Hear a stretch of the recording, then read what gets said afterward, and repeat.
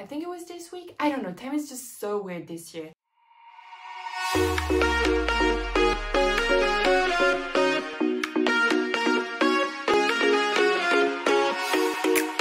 What's up, beautiful people? Welcome to my channel, the best place to learn about diet culture, body acceptance, and real health and fitness advice. So this week, I think it was this week, I don't know, time is just so weird this year. I shared on my Instagram a post regarding the mistakes that my clients or myself used to make before, and one revolved around resting. So this is kind of a fitness myth, but it's more of a mistake, so we'll categorize it as such. And this mistake is thinking that resting is failing. Now, I am generalizing it, of course. I used to believe that, and some coaches are still like implementing that in their coaching. Think that you need to work out every single day if you want to see progress, and if you take one extra rest day, for example, you're going to lose all your progress. I don't want to be rude, but this is kind of pure bullshit. Yeah. But I wanted to dive deeper into this issue and explain you why this was actually a mistake to think that resting was bad for you. So if you're interested in knowing the fact, let's get started. Oh, and also I recommend you stick to the end of the video because I have a little surprise. As always, let's start with getting the disclaimer out of the way. Being healthy has nothing to do with being skinny, with going on a diet, and not necessarily with running a half marathon.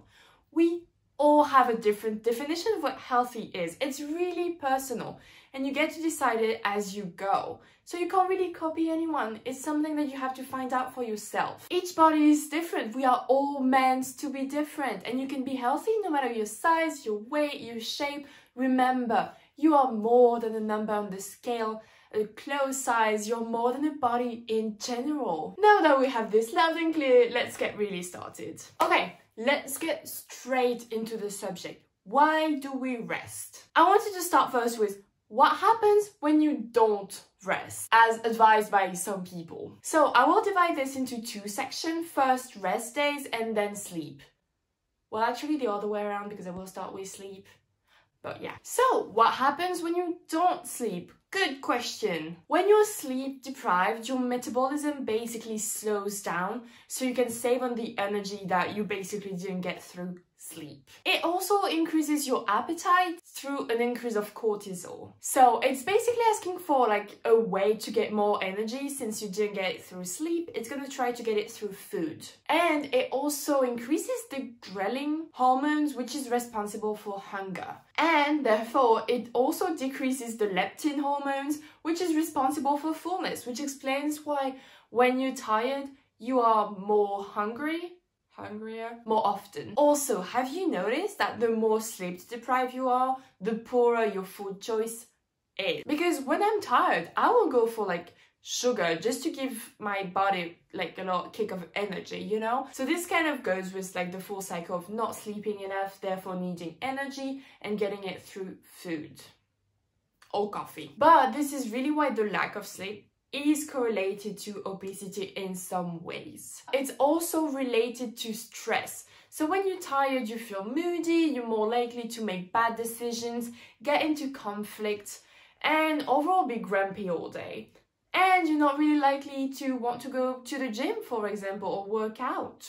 You know, not cool. Experts recommend to try to sleep from 7 to 9 hours. I am not a sleep doctor, but I definitely agree with this statement. I personally recommend to try to figure out what your sleep schedule is. So when your body naturally feels sleepy, when it wakes up naturally, how many hours of sleep do you need each night? It's something that it's great to work on figuring it out, you know?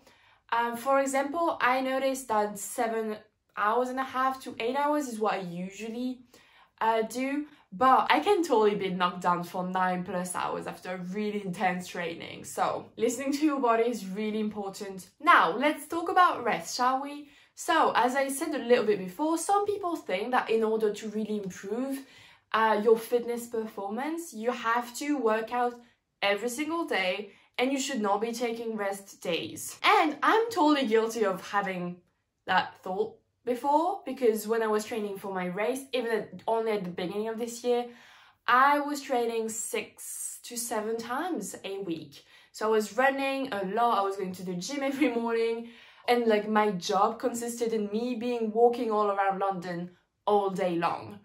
So I was pretty exhausted at the end of the day, and my 7 to 8 hours of sleep were not enough. So yeah, that was not the best decision I made. Obviously now I have learned my lesson the hard way, but I still learned it.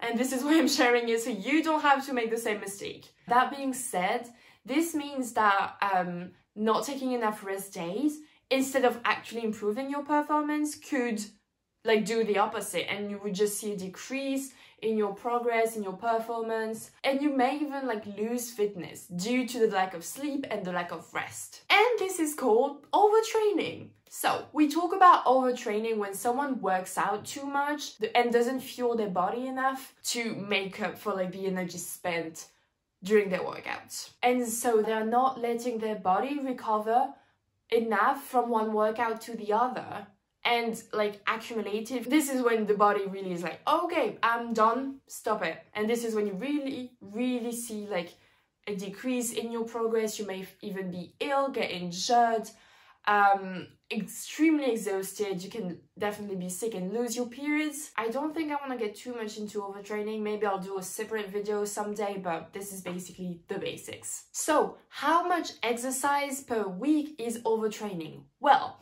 it will depend on the individual, meaning that if you're a beginner, I would recommend you working out 2 to 3 times a week. But if you're an athlete or you're like definitely advanced, 5 to 6 times is perfect for you, because you gave time to your body to adapt to exercise and recover faster. And even for the beginners, as you get more intermediate, you can go to like 4 to 5 workouts per week. It's really like listening to your body and seeing like if you're feeling tired and still really sore from the previous workout, to just like skip one more day and take one more rest day.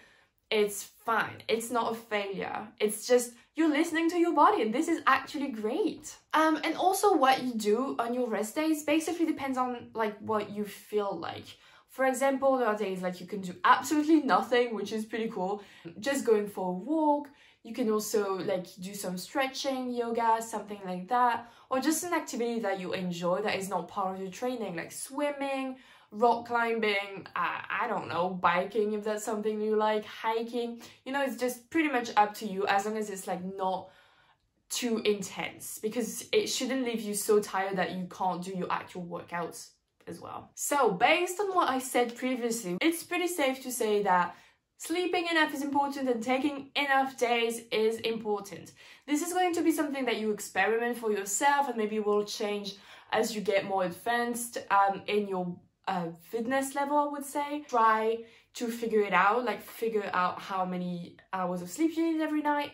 And same for the rest day. Try to have at least like 4 rest days, 4 to 5 rest days as you begin, and then you can just add more workout days as you go. But really start small. It's not a failure, and you will still see progress even if you only like workouts 2 to 3 times a week. This is really recommended if you're a beginner. You don't want to do more than that. And even if you skip one workout, it will, like, just to rest, it will not make you lose all your progress. In fact, it's really important for your health, mental and physical health, to be able to just let go when you need to. All right, last, repeat after me.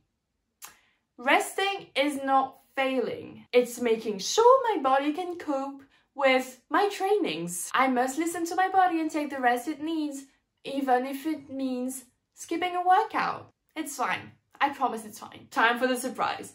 If you're interested in a value-packed, funny, well, at least entertaining, and free masterclass on how to start your own fitness journey the healthy, safe, efficient, and sustainable way, even if it's the 100th time that you're starting your fitness journey, even if you're a complete beginner and have no idea where to start, and even if you're struggling with motivation and struggling with following a plan. Does it sound good to you? Because I'm offering it.